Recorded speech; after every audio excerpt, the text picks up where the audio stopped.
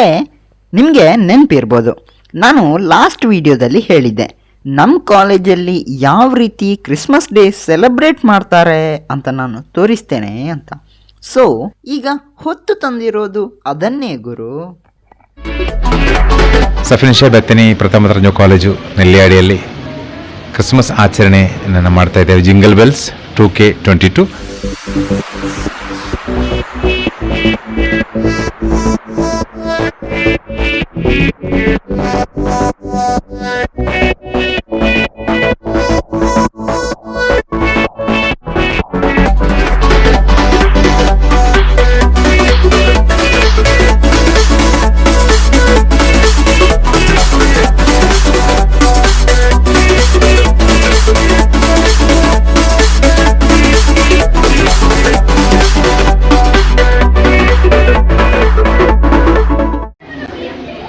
ಎಲ್ಲರಿಗೂ ಕೂಡ ಕ್ರಿಸ್ಮಸ್ ಹಬ್ಬದ ಶುಭಾಶಯಗಳನ್ನು ಕೊಡ್ತಾ ಇದ್ದೇವೆ.